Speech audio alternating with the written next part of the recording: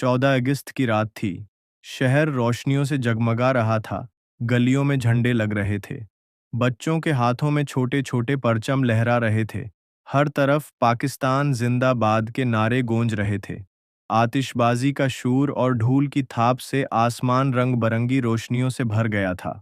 हर चेहरा खुशी से खुला हुआ था। हर दिल में फख्र था। मगर उन्हीं रोशनियों के बीच एक घर था जहां अंधेरा उतर आया था। एक आंगन जहां खुशी की जगह खौफ छा गया था। एक कमरा जहां एक ऐसा जुर्म होने वाला था जो इंसानियत के लिए बदनमा दाग बन जाना था।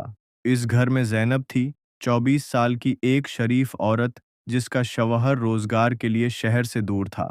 वो अपने कमरे में बैठी कुरान की तलावत कर रही थी, दिल में अल्लाह का जिक्र और कानों में बाहर से आती आतिशबाजी की गूंज। इतने में उसका सिसर हाजी साहब, जो लोगों में इज्जतदार, मस्जिद की पहली सफ का नमाजी, दीन का दिखावा करने वाला शख्स था, कमरे का दरवाज़ा अंदर से बंद करके अंदर आ गया। इसके चेहरे पर मुस्कुराहट गायब थी। आंखों में एक ऐसा अंधेरा था जो शैतानी था। बाहर आतिशबाजी का शूर बढ़ गया। नारों और ढूल की आवाज़ तेज हो गई, और इसी शूर ने ज़ैनब की चीख को दबा दिया। उस रात ज़ैनब के लिए वक्त रख गया। हर लम्हा एक जख्म बन गया जो जिंदगी भर नहीं भरना था। सुबह हुई तो फज्र की अजान का नूर शहर पर बरस रहा था, मगर ज़ैनब के कमरे में नूर नहीं, बस थकन, आंसुओं का खशक नमक और एक ऐसी खामोशी थी जो चीख चीख कर जुल्म की गवाही दे रही थी। उसने तस्बीह अपने हाथ में पकड़ रखी थी, मगर जबान से एक लफ्ज न निकल रहा था। अल्लाह की कुदरत की इसी सुबह उसे ज़िंदगी का दर्द शुरू हो गया, और दोपहर से पहले एक बच्चा पैदा हो गया। घर वाले मिठाई बांटने लगे। लोग मुबारकबाद देने आए। कहते थे, 14 अगस्त का बच्चा है, बरकत का दिन है। लेकिन ज़ैनब के दिल में एक ही सवाल था, क्या बरकत जुल्म से पैदा होती है? मुस्कुराहट उसे जहर लग रही थी। हर दुआ एक चुभन थी। वक्त गुजरता गया, बच्चा बड़ा होता गया, मगर उसके बचपन के साथ एक अजीब सा साया चलता रहा। वो रात को डरावने ख्वाब देखता, एक आदमी जो आग में जल रहा है, चीख रहा है, हाथ फैला रहा है जैसे किसी से बचने की कोशिश कर रहा हो।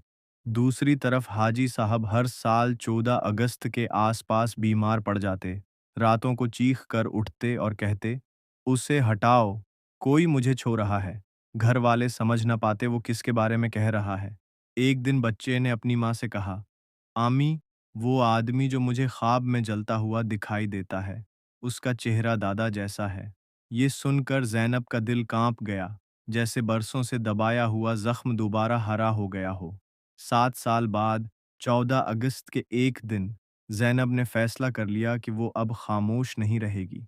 वो मस्जिद के मुफ्ती साहब के पास गई, आंखों में आंसू और दिल में हौसला लिए, और सारा वाकया बयान कर दिया। अगले जुमे के दिन मस्जिद के मंबर से कुरान की आयत गूंजी, और जुल्म करने वालों का अंजाम बरा होता है।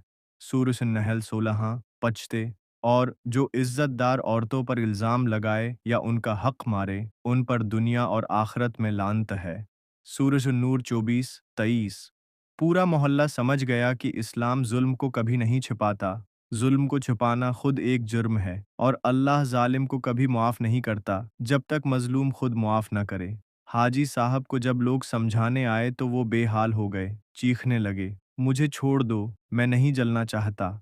उसी रात उनकी मौत हो गई, और जब उनका चेहरा कफन में खोला गया तो रंग काला पड़ चुका था। आंखें खुली हुई थीं और एक ऐसी वहशत थी जो देखने वालों के दिल में उतर गई।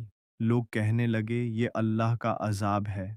ज़ैनब ने अपने बेटे का हाथ पकड़ा और कहा, बेटा, याद रख, अल्लाह जुल्म बर्दाश्त नहीं करता, और न ही इन लोगों को पसंद करता है जो जुल्म को छिपाते हैं।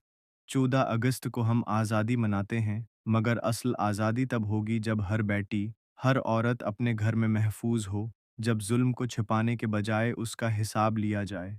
आज़ादी का मतलब सिर्फ मुल्क की सरहदें नहीं, आज़ादी का मतलब इंसानियत की हिफाजत है, इज़्ज़त की हिफाजत है, और अल्लाह के हुक्म की हिफाजत है।